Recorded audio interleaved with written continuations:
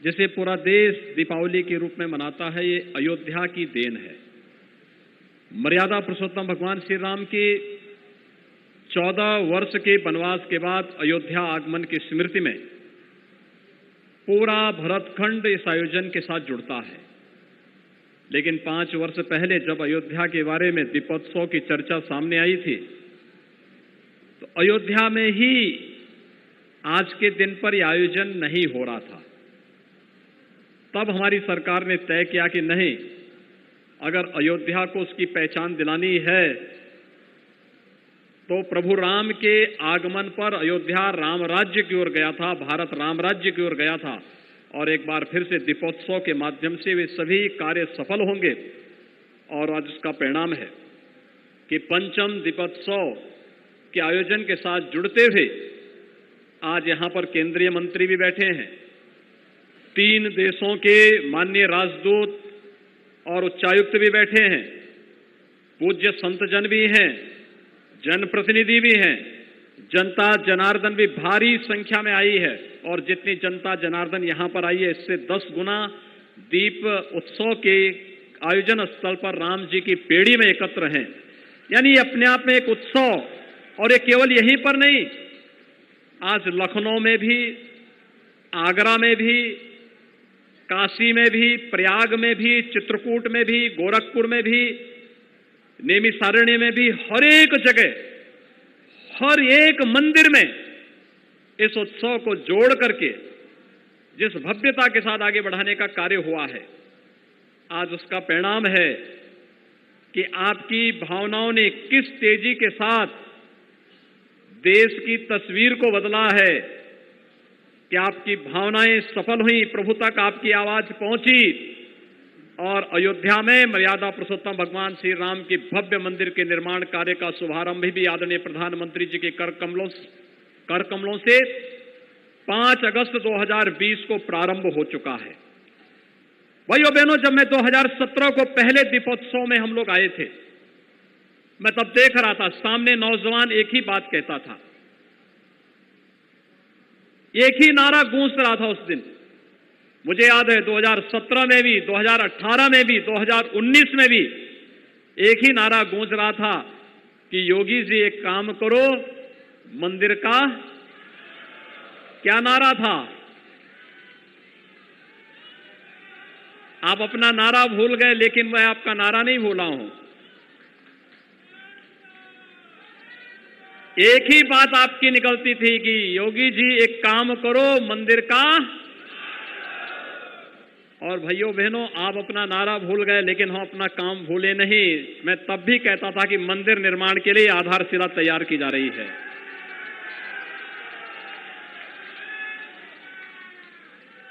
आज मंदिर का निर्माण हो रहा है कि नहीं हो रहा है? पूज्य संतों की ओर से आप खुश हैं? इधर से पीछे सभी लोग इस बात से खुश हैं कि मंदिर का निर्माण हो रहा है भव्यता के साथ,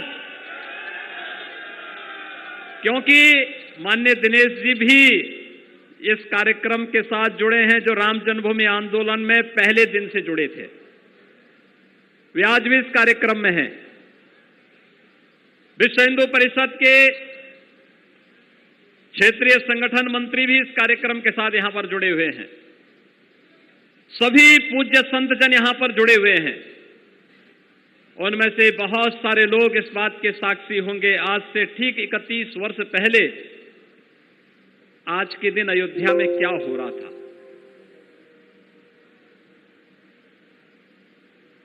30 अक्टूबर 1990 और 2 नवंबर 1990 को इसी अयोध्या में राम भक्तों पर, राम कार सेवकों पर गोलियां चलाई गई थी। बर्बर लाठीचार्ज हो रहा था। तब जय श्री राम बोलना एक अपराध माना जाता था। तब राम मंदिर की बात बोलना अपने आप में एक अपराध होता था। लेकिन भाइयों बहनों, आपकी ताकत, लोकतंत्र की ताकत कितनी मजबूत होती है, आपने उसका एहसास कराया, और उस ताकत का एहसास है जो कल तक राम भक्तों पर आज से 31 वर्ष पहले गोलियां चला रहे थे, आज वो आपकी ताकत के सामने झुके हैं। अब लगता है कि अगर कुछ और वर्ष आप इसी प्रकार से ले चले तो अगली कार सेवा के लिए वे और उनकी पूरी खानदान लाइन पर खड़े होते हुए दिखाई देंगे। आप देखना, अगली कार सेवा जब होगी तब गोली नहीं चलेगी, तब राम भक्तों पर, कृष्ण भक्तों पर पुष्पों की वर्षा होगी। और यही लोकतंत्र की ताकत है, क्योंकि राम ने सबको जोड़ा। यही तो राम की ताकत है। और निषाद राज को भी गले से लगाते हैं, माता सबरी के जूठे बेर भी खाते हैं, बनवासियों को, बानरों को, भालुओं को, सबको एक साथ जोड़ करके न केवल आर्याव्रत की ज्ञान परंपरा की रक्षा करते हैं, संपूर्ण आर्याव्रत की रक्षा का दृढ़ संकल्प के साथ आगे बढ़ा करके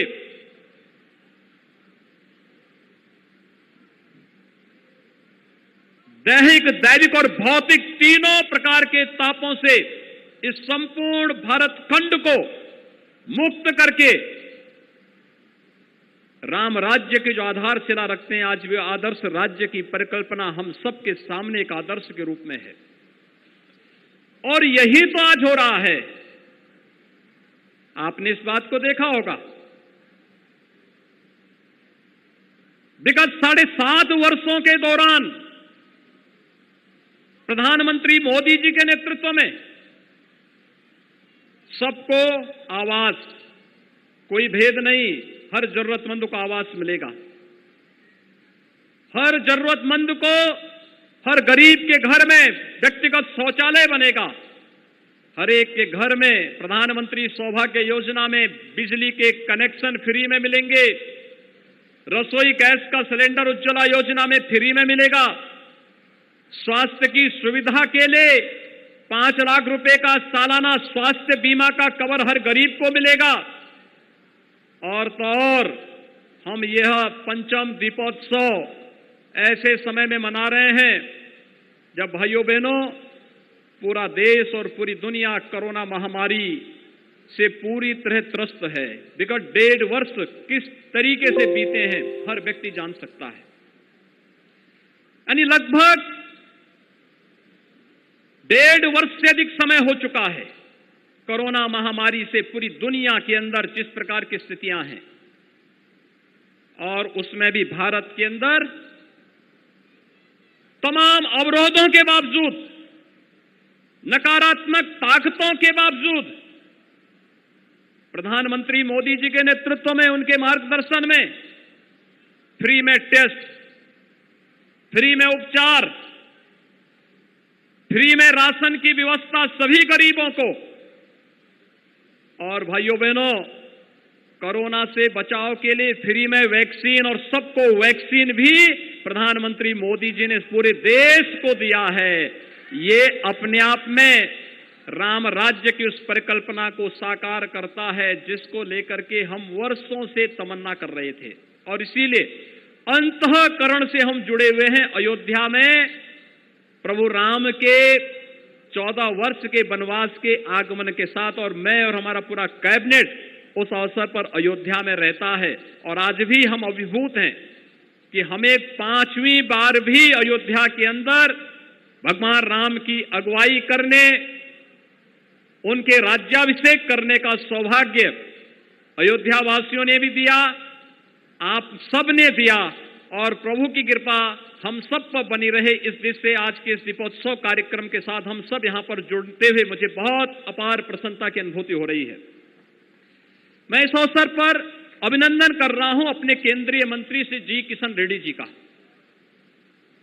3 देशों के राजदूत और उच्चायुक्त यहां पर आए हैं, उनका भी मैं इस अवसर पर अभिनंदन करता हूं कि उन लोगों ने आज के इस कार्यक्रम में पूज्य संतों के सानिध्य में इस भव्यता का एहसास किया है, और इस कार्यक्रम के साथ जुड़ करके आपके साथ भारतीय संस्कृति के साथ अपनत्व जोड़ करके, क्योंकि हमारे जो उच्चायुक्त आए हैं भाइयों बहनों प्रत्यक्ष से अप्रत्यक्ष रूप से भारतीय संस्कृति और परंपरा के प्रति इनके मन में, अंतःकरण में एक सम्मान का भाव है और इन सभी देशों के प्रति भारत के जो सांस्कृतिक संबंध हैं उन संबंधों को सुदृढ़ता प्रदान करने की दृष्टि से हमारे सभी माननीय राजदूत यहां पर आज पूज्य संतों के सानिध्य में इस कार्यक्रम के साथ जुड़ते हुए यहां पर आए हैं।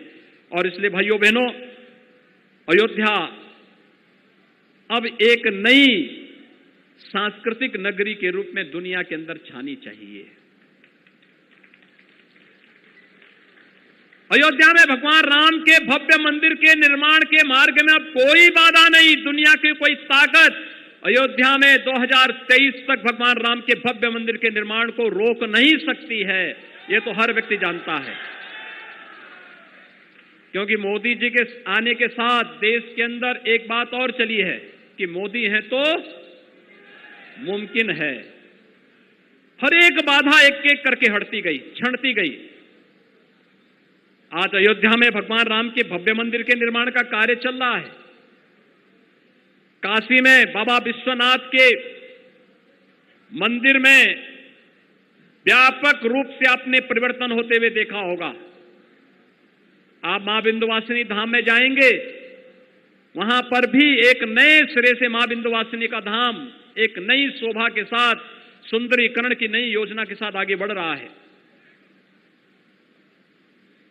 आप नेमिस में जाएंगे, नेमिस में भी इसी प्रकार की स्थिति देखने को मिलेगी।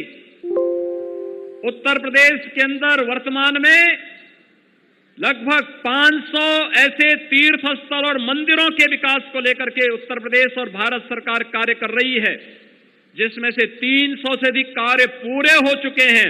शेष कार्य अगले 2 महीनों के अंदर पूरा होकर के उत्तर प्रदेश के अंदर परिवर्तन देखने को मिला होगा। पहले भाइयों बहनों, प्रदेश का ये पैसा कब्रिस्तान की बाउंड्री पर खर्च होता था, आज मंदिरों के पुनर्निर्माण और सुंदरीकरण पर खर्च हो रहा है। यही अंतर है सोच पर। जिनको कब्रिस्तान प्यारा था वो पैसा, जनता का पैसा वहां लगाते थे। जिन्हें धर्म और संस्कृति प्यारी है वो धर्म और संस्कृति के उत्थान के लिए, उन्नयन के लिए उस पैसे का उपयोग कर रहे हैं। और इसीलिए आज नई अयोध्या किस रूप में आ रही है? ये हमारी सप्तपुरियों में से पहली पुरी है और इसलिए सप्तपुरी की तर्ज पर अयोध्या का समग्र विकास हो, यही प्रधानमंत्री मोदी जी की सोच है। यहां पे पंचकोसी परिक्रमा, 14 कोसी परिक्रमा, 84 कोसी परिक्रमा, यहां पर रामकोट, यहां पर नागेश्वरनाथ, यहां पे कनक भवन, यहां पे हनुमानगढ़ी, यहां पर देवकाली मंदिर, यहां पर मणिपर्वत, यहां पर राम जी की पेड़ी, यहीं पर, यानी वे सभी स्थलों के विकास के लिए या तो पैसा दिया जा चुका है या लाइन पर है। और शीघ्र आप देखेंगे, बहुत शीघ्र आप देखेंगे, जब अयोध्या में भगवान राम का ये भव्य मंदिर बनेगा तो भव्य मंदिर के साथ अयोध्या देश और दुनिया की सबसे अच्छी आध्यात्मिक और धार्मिक नगरी के रूप में करोड़ों करोड़ श्रद्धालुओं को अयोध्या में आकर्षित करने की स्थिति में होगी। यही तो केंद्रीय पर्यटन और संस्कृति मंत्री कह रहे थे। वो यही कह रहे थे कि अभी यहां पे केवल साल भर में मात्र कुछ लाख श्रद्धालु और पर्यटक आते हैं, लेकिन जब भव्य मंदिर का निर्माण होगा, उस भव्य मंदिर के निर्माण के लिए ही यहां पे इंटरनेशनल एयरपोर्ट के निर्माण की स्वीकृति प्रधानमंत्री मोदी जी ने दी है। कैसा एयरपोर्ट बन रहा है? अंतर्राष्ट्रीय हवाई अड्डा बन रहा है यहां पर। यहीं से अगर वासुदेवाचार्य जी को चेन्नई जाना होगा कन्याकुमारी में कथा कहने के लिए, अयोध्या से ही सीधे चेन्नई की यात्रा कन्याकुमारी तक। हमारे इन पूज्य संतों के लिए पहले एक कल्पना रही होगी कि भगवान राम पुष्पक विमान से कैसे एक ही दिन में अयोध्या पहुंच गए, क्योंकि ये लोग तो वेदांती जी तो ट्रेन से यात्रा करते हैं, तो उनको पहुंचने 4 दिन, 5 दिन, 6 दिन लगते हैं।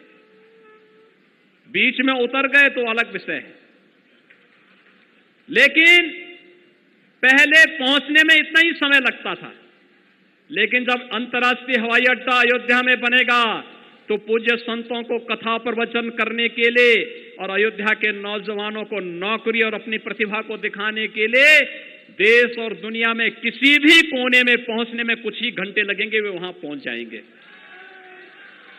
यानी आज अयोध्या केवल त्रेता युग की दीपावली का ही साक्षी नहीं बन रहा है, त्रेता युग के विकास का भी साक्षी बन रहा है। अभी यहां पर 600 करोड़ रुपए से अधिक की परियोजनाओं का शिलान्यास और लोकार्पण इसी बात को लेकर के किया गया है,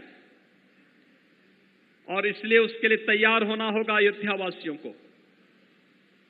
मैं जब कहता था तब भी मैं इस बात को कहता था, थोड़ा धैर्य रखिए। राम की मर्यादा हमारा सबसे बड़ा, यानी हमारे लिए जो सबसे बड़ा कार्य है वह है राम की मर्यादा के अनुरूप धैर्य। और जब भी हमने धैर्य रखा है हमें सफलता मिली है। याद करिए 2019 के कार्यक्रम में भी मैंने यही अनुरोध किया था, धैर्य के साथ इंतजार करिए, अयोध्या में वह सब होगा जो आपकी भावनाएं हैं। और 9 नवंबर 2019 को से राम जन्मभूमि का फैसला माननीय उच्चतम न्यायालय ने राम भक्तों के पक्ष में किया था। भाइयों बहनों, ये राम की मर्यादा है, यही तो राम की मर्यादा है। और राम की मर्यादा सबको जोड़ने की है। हमने तो सबको जोड़ने की बात कही है,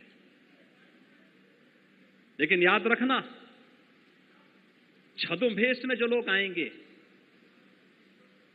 पहले क्या बोलते थे, परिंदा भी पर नहीं मार सकता। 31 वर्ष पहले जो हुआ था वो मंजर कोई अयोध्यावासी और कोई राम भक्त कभी नहीं विस्मृत कर सकता। लेकिन भाइयों बहनों, आपके धैर्य ने, राम की मर्यादा ने आपको विजयी दिलाई, और उस विजय श्री का परिणाम है इतनी भारी पैमाने पर, इतनी भव्यता के साथ आज हम प्रभु राम के आगमन की बेला में न केवल भगवान राम की आरती और राज्याभिषेक के साथ जुड़ रहे हैं, बल्कि अभी कुछ ही देर में दीपोत्सव के भव्य आयोजन के साथ हम सब शामिल होंगे। ये दीपोत्सव उत्साह का आयोजन है, ये दिव्यता का, भव्यता का, आनंद का एक क्षण हम सबके लिए है। और इसलिए भाइयों बहनों, हम सबको इस अवसर पर अयोध्या के विकास को एक नई ऊंचाइयों की ओर पहुंचाने की दिशा में आगे बढ़ना होगा। लेकिन जब हम पंचम दीपोत्सव के आयोजन के साथ जुड़े हैं, हम सबको इस बारे में देखना होगा, ये दीपोत्सव का आयोजन कब हो रहा है। भाइयों बहनों, ये आयोजन तब हो रहा है जब कोरोना महामारी से देश और दुनिया पूरी तरह त्रस्त रहा है। हम सब आभारी हैं प्रधानमंत्री मोदी जी के, जिन्होंने कोरोना कालखंड में पूरे देश को एक अच्छी लीडरशिप दी, यशस्वी लीडरशिप दी। और लीडरशिप का परिणाम जरूरतमंद के हिसाब से हर एक व्यक्ति को उसकी आवश्यकता के अनुरूप चीजें दी। रोजगार की व्यवस्था भी दी, अन्न की योजना भी दी, आत्मनिर्भर भारत की परिकल्पना देकर के भारत को एक स्वावलंबी भारत, समर्थ भारत के रूप में आगे बढ़ाने की बात भी की। फ्री में वैक्सीन भी दी, सबको वैक्सीन देने की बात की जा रही है। और मैं आप सबसे अपील करूंगा, दीपावली का आयोजन कोरोना आपके उत्साह और आपकी आस्था के सामने परास्त हुआ है, लेकिन पूरी तरह समाप्त नहीं हुआ है। याद रखना, ये विदेशी आक्रांता पहले जब आते थे ना, ये हारते थे फिर आते थे। कोरोना भी कहीं ऐसा ना हो कि आपकी लापरवाही से फिर से आने का प्रयास करे। दीपावली का उत्सव उमंग उत्साह के साथ मना लीजिए, लेकिन कल से 2 गज की दूरी और मास्क जरूरी है का पालन जरूर कर लीजिए। जिन लोगों ने अब तक वैक्सीन नहीं लिया, वैक्सीन जरूर लेंगे। मोदी जी ने सुरक्षा कवच के रूप में हर एक व्यक्ति को वैक्सीन दिया है। और 2020 में 7 महीना और 2021 में 8 महीने तक हर गरीब को फ्री में राशन दिया। 15 करोड़ लोग उत्तर प्रदेश में फ्री में राशन पाए हैं। और भाइयों बहनों, आज जब भगवान राम का राज्याभिषेक हो रहा है, तो हम भी क्यों लोगों को खाली होने दें? क्यों?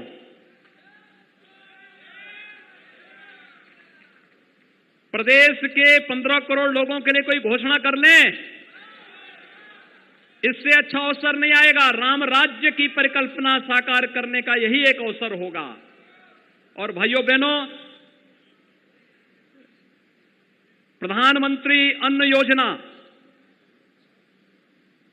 मई से लेकर के नवंबर तक प्रधानमंत्री मोदी जी प्रदेश के अंदर 15 करोड़ लोगों को और देश के अंदर 80 करोड़ लोगों को फ्री में राशन दे रहे हैं। यह योजना नवंबर तक है, लेकिन अभी कोरोना समाप्त नहीं हुआ और इसलिए राज्य सरकार ने तय किया है इस योजना को हम लोग होली तक लेकर के जाएंगे। और होली तक लेकर के जाएंगे। इस योजना के अंतर्गत हमने कुछ और चीजें इसके साथ जोड़ी हैं। एक, अंत्योदय का जो कार्ड धारक है उन्हें हम 35 किलो राशन दिसंबर, जनवरी, फरवरी और मार्च में फ्री में देंगे, हर अंत्योदय कार्ड धारक को।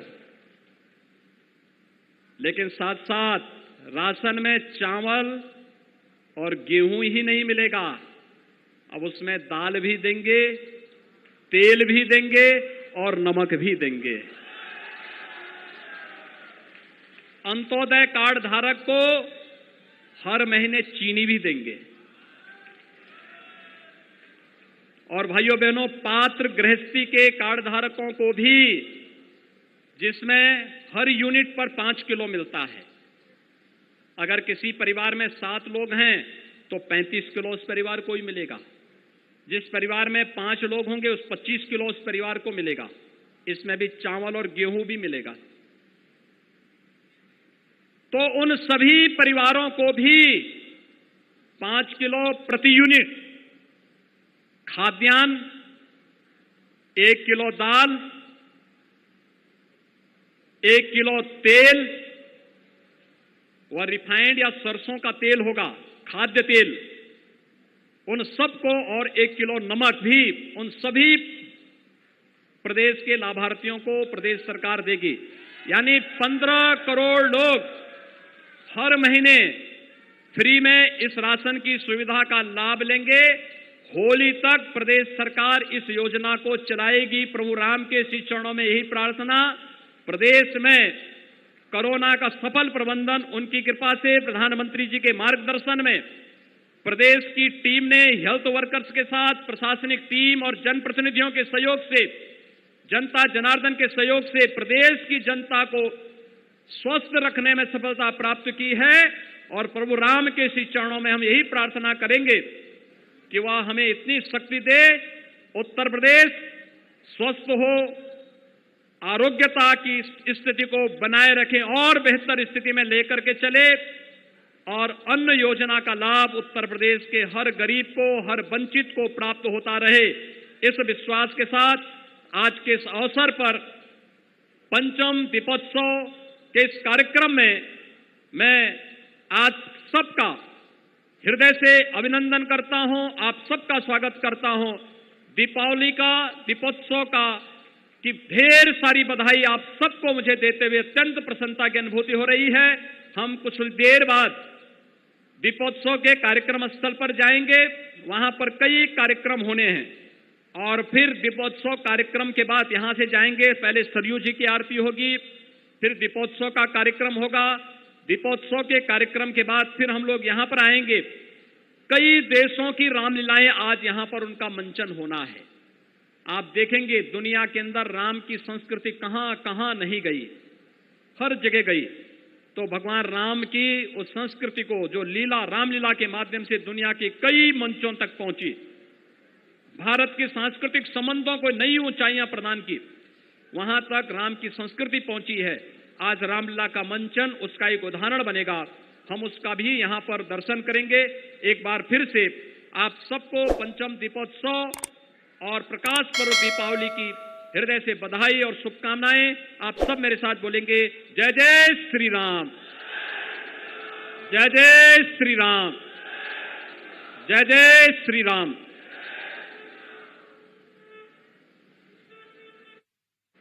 धन्यवाद माननीय मुख्यमंत्री महोदय।